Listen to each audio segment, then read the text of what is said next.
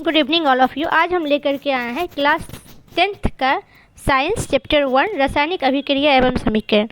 धीरे धीरे हम क्लास 10th के सिलेबस लेकर के आ रहे हैं, जिसमें कि हिंदी, साइंस, इंग्लिश धीरे धीरे हम लेकर के सिलेबस इसका आ रहे हैं। पहला आज हम लेकर के आए हैं क्लास 10th का अध्याय 1 रासायनिक अभिक्रिया एवं समीकरण। अपने दैनिक जीवन की निम्नलिखित परिस्थिति पर ध्यान दीजिए और विचार कीजिए कि क्या होता है जब गर्मी में कमरे के ताप पर दूध को खुला छोड़ दिया जाए, लोहे का तवा अथवा तसला अथवा कील को अर्ध वायुमंडल में खुला छोड़ दिया जाए, अंगूर का किण्वन हो जाए, भोजन पकाया जाता है, हमारा शरीर भोजन को पचा लेता है, हम सांस लेते हैं। इन सभी परिस्थितियों में प्रारंभिक वस्तु की प्राकृतिक तथा पहचान कुछ न कुछ बदल जाती। पदार्थ के भौतिक तथा रासायनिक परिवर्तनों के बारे में हम पिछली कक्षाओं में पढ़ चुके हैं। जब कोई रासायनिक परिवर्तन होता है तो हम कह सकते हैं कि एक रासायनिक अभिक्रिया हुई है। आप शायद सोच रहे होंगे कि रासायनिक अभिक्रिया का वास्तविक अर्थ क्या है, हम कैसे जान सकते हैं कि कोई रासायनिक अभिक्रिया हुई है। इन प्रश्नों के उत्तर पाने के लिए आइए हम कुछ क्रियाकलाप करते हैं। मैग्नीशियम रिबन का वायु में दहन और मैग्नीशियम ऑक्साइड को वाच ग्लास में इकट्ठा करना। आपने देखा होगा कि चमकदार श्वेत लोह के साथ मैग्नीशियम रिबन का दहन होता है और यह श्वेत चूर्ण में परिवर्तित हो जाता है। यह मैग्नीशियम ऑक्साइड का चूर्ण है। वायु में उपस्थित ऑक्सीजन तथा मैग्नीशियम के बीच होने वाली अभिक्रिया के कारण यह बनती है।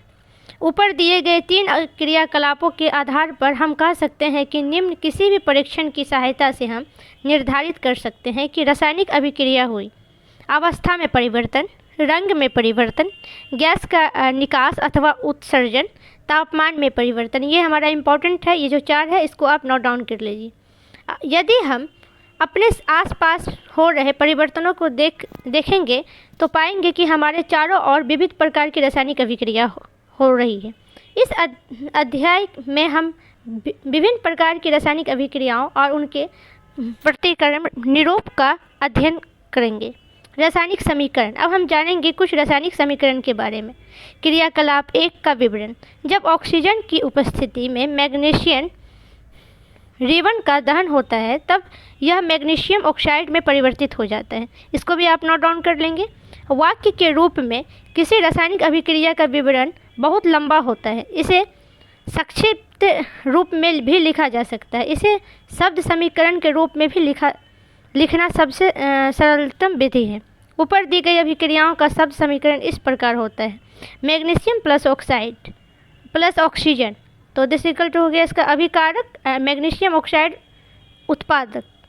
अभिक्रिया 1 में मैग्नीशियम तथा ऑक्सीजन ऐसे पदार्थ हैं जिनमें रासायनिक परिवर्तन होता है, इन्हीं अभिकारक कहते हैं। ये भी हमारा इम्पोर्टेंट लाइन है, इसे भी नोट डाउन कीजिए। इस अभिक्रिया से हम एक नए पदार्थ मैग्नीशियम ऑक्साइड का निर्माण होता है, इसे उत्पाद कहते हैं।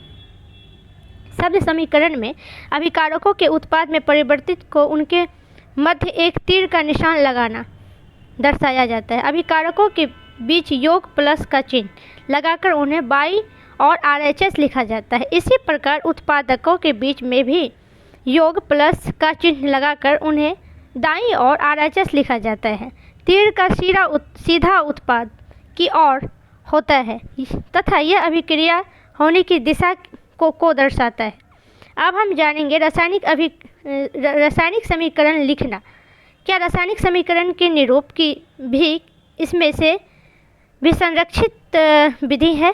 शब्द की जगह रासायनिक सूत्र का उपयोग करके रासायनिक समीकरण को अधिक संक्षिप्त तथा उपयोगी बनाया जा सकता है। रासायनिक समीकरण किसी रासायनिक अभिक्रिया को दर्शाता है।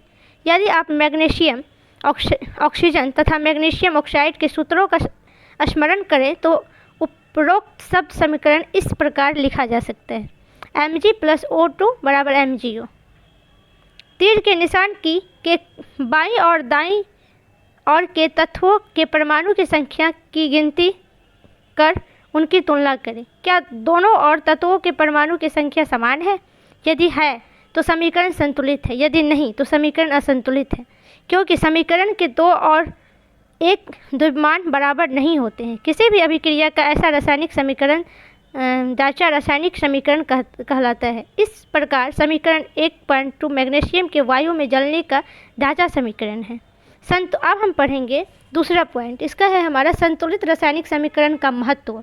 अब हम ये जानेंगे कि संतुलित रासायनिक समीकरण का महत्व क्या है। आपको द्रव्यमान के संरक्षण का नियम स्मरण होगा, जिसका आपने 9वीं कक्षा में अध्ययन किया था।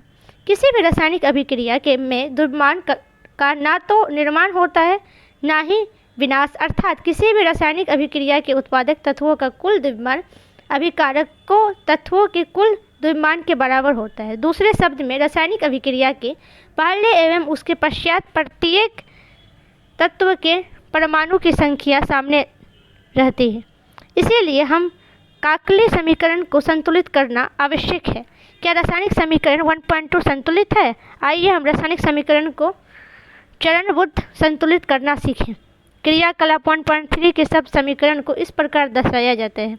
जिंक सल्फ्यूरिक अम्ल, जिंक सल्फेट प्लस हाइड्रोजन। उपयुक्त शब्द समीकरण को निम्नलिखित रासायनिक समीकरण से दर्शाया जाता है। Zinc plus H2SO4, zinc SO4 plus H2। आइए समीकरण 1.3 में तीर के निशान के दोनों ओर के तत्वों के परमाणु की संख्या की तुलना करें। रासायनिक अभिक्रिया एवं समीकरण। आज के लिए इतना ही। आज हम यहाँ तक पढ़े हैं और अब जो हमारा नेक्स्ट पॉइंट है वो हम कल पार्ट 2 में लेकर के आएंगे। ये रहा हमारा साइंस का चैप्टर 1 का पार्ट 1 जो हम आपके लिए लेकर के आए हैं। ऐसे ही इम्पॉर्टेंट वीडियो के लिए आप लाइक करें, सब्सक्राइब करें, चैनल को फॉलो करें। अब तक के लिए इतना ही। चलिए मिलते हैं नेक्स्ट वीडियो में। Thank you.